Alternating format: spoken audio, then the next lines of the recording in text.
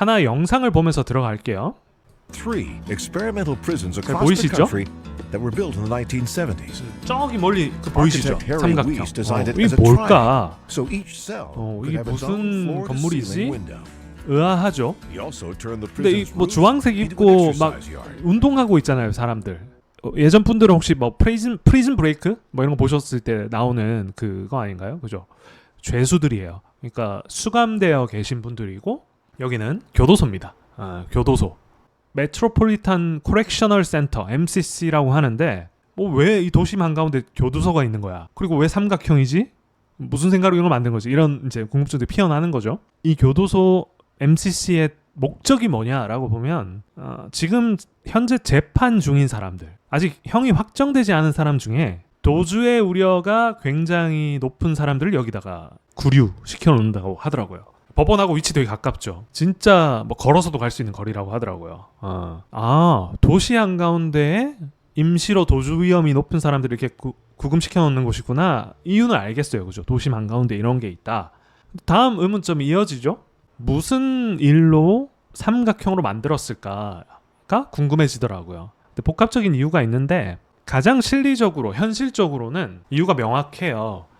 1970년대 초에 경제가 되게 불황이었다고 하더라고요, 미국에서. 그래서 데모가 엄청 일어나고 경제 상황이 매우 안 좋았던 시기라고 하더라고요. 그런 시기다 보니까 네모로 짓는 것보다 평면을 삼각형으로 지으면 비용이 많이 줄어들겠죠. 경제 불황이 있다 보니까 이렇게 삼각형으로 지어서 비용을 절감한다라고 하는 게 가장 큰 이유이긴 해요. 근데 이건 별로 저한테는 흥미로운 포인트는 아니었거든요. 돈을 아끼기 위해서 삼각형으로 만든다? 뭐 이해할 수 있어. 왜냐하면 우리 현실 세계에서 일어나는 일이니까. 근데 흥미롭진 않았어요. 근데 좀 더 나아가 보면 이런 접근이 있더라고요. 오늘의 주인공인 해리 위즈라고 하는 분인데, 해리 위즈라는 분은 저도 처음 듣던 터라 이분 누굴까? 무슨 생각으로 이걸 만들었을까? 이력은 어떠지? 되게 궁금했어요. 근데 이게 결론부터 말씀드리면 이분은 시카고라는 도시, 우리에게도 유명한 그 도시의 스카이라인을 만든 아주 전설적인 인물이라고 하더라고요. 그러니까 이분이 평생 동안 1915년부터 98년까지 사는 동안, 그러니까 뉴욕의 스카이라인 되게 유명한데 시카고도 그에 못지 않거든요. 그 스카이라인을 설계를 했다고 할 정도로 건축 쪽에서는 되게 유명하신 전설이라고 하더라고요. 특히 미국에서. 그리고 제가 이분의 사례를 보다 보면 느껴지는 건 굉장히 인간적인 건축을 한다는 거였어요. 굉장히 사람을 중심에 놓고 생각한다. 사람의 삶을 가장 중심에 놓고 생각을 하며 그걸 담는 그릇인 건축이 어떠해야 하는가를 평생 동안 하신 분이거나, 그래서 앞에 보여드렸던 그 MCC 같은 삼각형 건물이 나올 수밖에 없었구나. 이런 생각이 좀 들더라고요. 그러면 이분의 해리 위즈라고 하는 아주 생소할 수 있는 이분의 작품 세계 혹은 그의 생각은 어땠는지 MCC의 사례를 놓고 한번 보면 이런 거예요. 아까 경제적 상황으로 삼각형을 만드는 게 실리적이야 라고 하는 게 보편적인 사람들의 생각이었지만 이분의 생각의 가장 기저에는 그런 게 있었던 거예요. 수감자, 그러니까 죄를 지어서 혹은 죄를 아직 판정은 안 받았지만 구류되어 있는 사람들도 기본적으로는 인간이다. 그리고 MCC에서의 그 중앙 글자가 코렉셔널이거든요.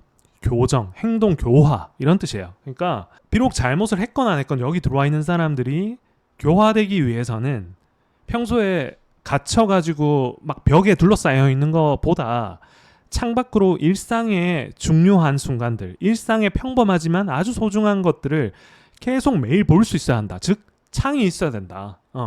창이 있으려면 어떻게 해야 되죠? 창이 뚫려 있는 외벽으로 방을 배치해야 되잖아요. 그죠? 외벽으로 배치를 해야 되죠. 근데 그러면 어떻게 돼요? 이 중앙에 뻥 뚫려서 뭐랄까요? 로스 되는 부분이 많아지죠. 그죠? 그걸 로스를 최소화하기 위해서 예를 들면 안에다가 방을 또 심을 수 있어요. 6개 정도 더 넣는다고 쳐보죠. 그러면은 뭐 복도가 이렇게 감싸게 되고 방이 생기죠. 근데 이 가운데 빨간색에 있는 분들은 어떻게 돼요? 창을 못 보죠. 그러니까 창밖으로 보이는 시카고 시민들의 나도 어제 그랬을 법한 그 평범한 일상들을 보면서 내가 그때 왜 그랬을까 이런 후회도 하고 다시 저기로 돌아가고 싶어라는 생각을 못하게 될 거잖아요. 그죠? 못 보니까. 해리 위즈가 생각하기에는 인간에게 교화로서는 이건 의미가 아니라고 봤던 거예요. 그러다 보니까 이분은 평면을 이런 식으로 바꿉니다. 그러니까 삼각형으로 자르면 어떻게 됩니까? 희망님 맞아요. 정서적인 것도 생각을 한 거죠. 정서적인 걸 굉장히 중요하게 거의 절반 이상 정도로 생각하다 보니까 이런 설계가 나왔고 설득이 됐던 것 같아요. 삼각형으로 하면 어떻게 돼요? 여기 보시면 이게 다 방이에요. 외벽에 지금 화살표 포인터 보이시죠? 마우스. 여기 보시면은 여기가 방이거든요. 그러니까 밖을 볼 수 있는 거야. 이렇게. 그리고 안에가 복도라서 그 전체 면적이 줄었기 때문에 비용도 줌과 동시에 그 관리 차원에서도 효율성이 나와요. 그러니까 지금 보시는 것처럼 교도관이 한 곳에 서서 쫙 이렇게 조망하기가 되게 편하죠. 그러니까 설득 포인트들이 하나하나씩 더 붙는 거예요. 경제적으로도 효용이 있고 재소자들의 인권도 보장, 그러니까 인권도 배려를 하고 관리자들의 효용성도 드높인다. 이게 한 번에 보이니까. 그리고 인간적인 배려의 포인트들이 또 소소하지만 막 묻어나는데 이런 식이에요. 그 내부 인테리어 보시면 어때요? 굉장히 뭐 어디 호텔 로비라고 해도 이상하지 않을 정도로 되게 가구도 그렇고 때깔이 좋죠. 내부의 이런 개별실에 대한 인테리어는 제가 사실 못 구했는데 그때 당시에는 좀 놀라울 정도로 이렇게 되게 재소자들의 인권을 이렇게 어루만져주는 인테리어였다고 해요. 아름답기까지 해요. 그죠? 어느 오피스 같기도 하고. 그러니까 이런 군대의 요소들 그리고 전체 사회적인 맥락에서 그때 아티카 수용소라고 되게 유명한 사건이거든요. 1971년에 이 사건이 일어나서 재소자들이 뭔가 인권을 유린당하는 거에 못 이겨가지고 그 관리하시는 분들을 몇 명 죽이고 막 해가지고 폭동이 일어났던 게 있어요. 그래서 미국이 충격에 휩싸였던 게 71년도거든요. 이 아티카 사건이라고 되게 유명해요. 그러니까 사회적으로도 재소자 혹은 뭐 수감자들의 인권도 되게 보호해야 된다는 물결이 일어나고 경제적 비용에 대한 것들, 관리의 효용성, 인간적인 배려 이런 게 다 맞물렸던 거죠. 그죠? 그러니까 해리 위즈 입장에서 보면 창 하나를 내더라도 밖을 볼 수 있게 해야 되는데 밖을 볼 수 있게 하더라도 창을 너무 크게 내버리면 항상 또 탈옥의 이슈가 있잖아요. 그죠? 탈옥의 이슈가 있다 보니까 마냥 그렇게 크게 할 수는 없었던 거예요. 그래서 꾸며낸 게 이 높이, 창의 이 높이 있죠? 창의 높이가 2.1m, 성인 남성 키보다 훌쩍 크죠? 그러니까 거의 바닥에서부터 천장까지의 높이래요. 그 높이까지 뻥 뚫어가지고 아주 내가 보고 싶은 외부 풍경은 충분히 볼 수 있게 하면서도 이 폭을 130mm, 그러니까 13cm 정도로 해서 탈옥이 되게 불가능하게끔 이렇게 설계를 한 거죠. MCC가 생겨난 이래로 탈옥이 손에 꼽힐 정도로 작아요. 이렇게 설계를 했기 때문에. 근데 놀라운 건 그 역사 속에서도 탈옥이 몇 번 있었는데 그 탈옥 영상도 있더라고요. 탈옥 영상인데 죄수들이 진짜 몇 안 되는 세 손가락 안에 드는 탈옥 케이스 중에 이렇게 탈옥을 했대요. 여기를 뚫은 거야. 뚫어서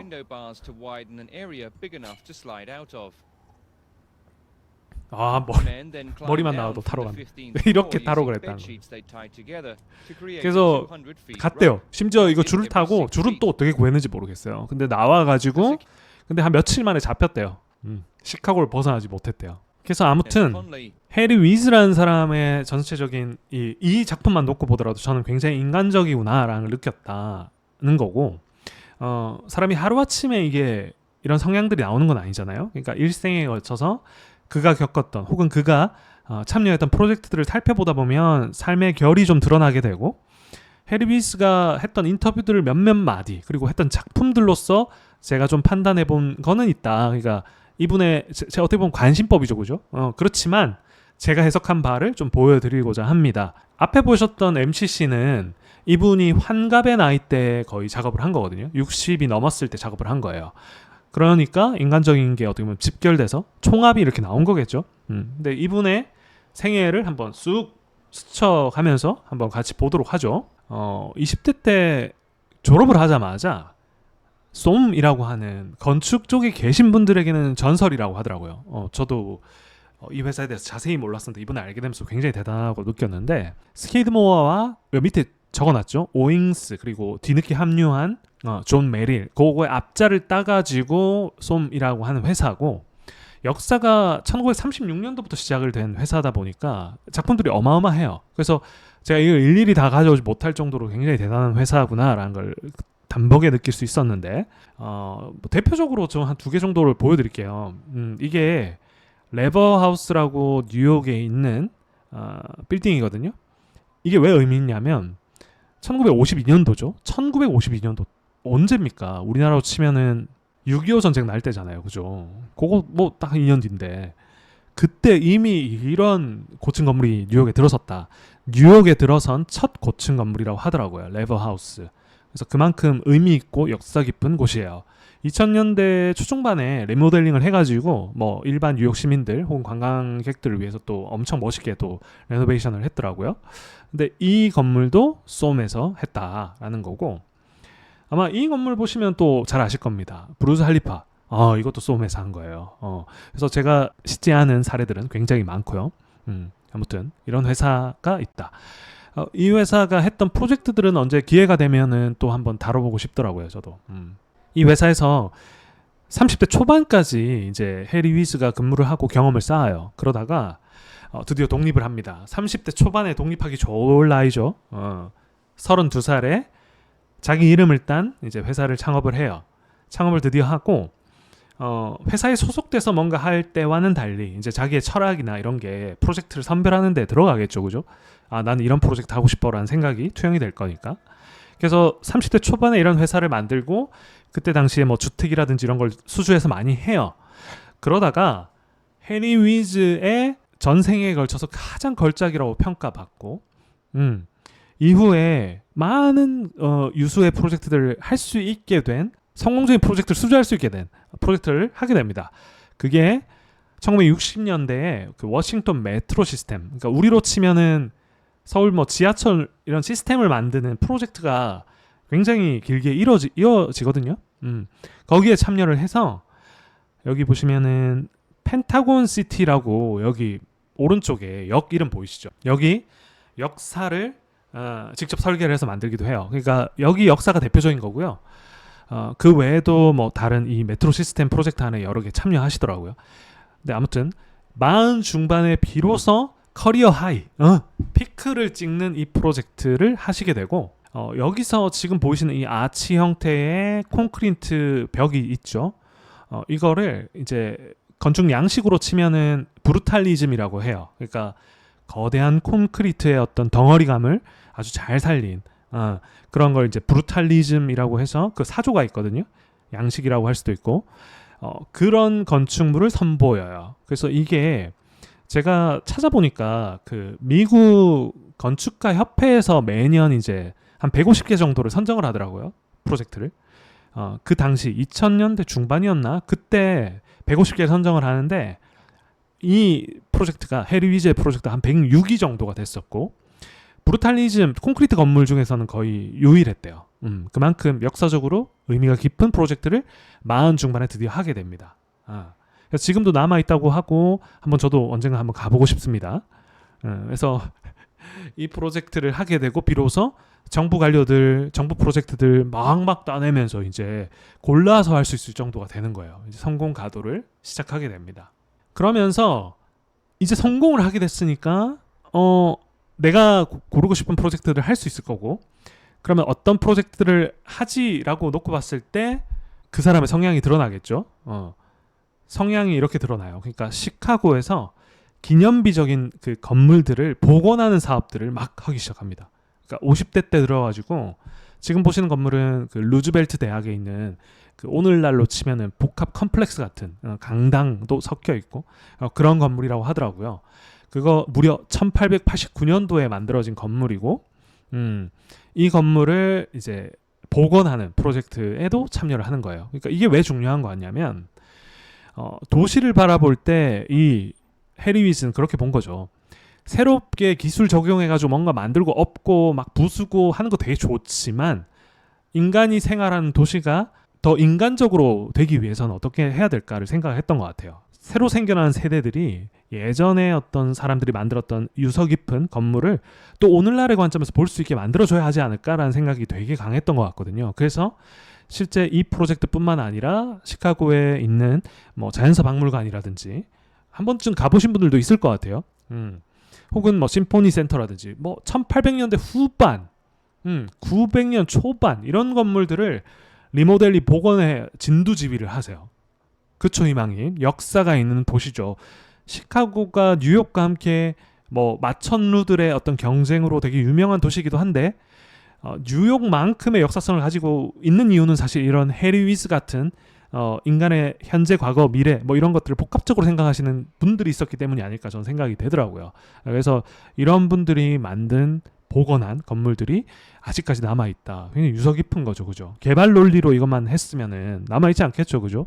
그래서 이런 프로젝트를 위주로 하셨다라는 거고, 요거 하나 또 의미 있었어요.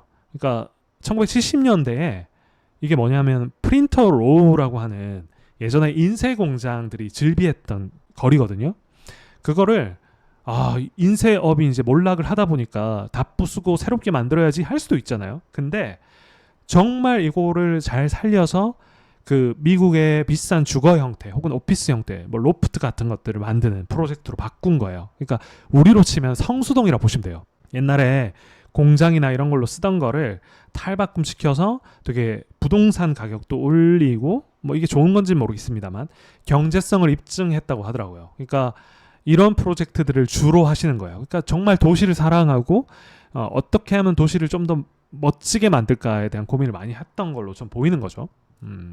그러면서 이제 60대로 접어들면서 처음에 했던 게 이제 앞에서 보셨던 삼각형 건물입니다. 그러니까 쭉 살아온 길을 보다 보면 어떠세요? 정말 시카고라는 도시를 사랑했고 인간을 사랑했구나. 그래서 수감자들이 즐비한 이 도시에 있는 이 감옥을 만들 때도 아까 말씀드렸던 이런 여러 가지 인간적인 요소들을 넣었구나를 이제 좀 느끼실 수 있겠죠.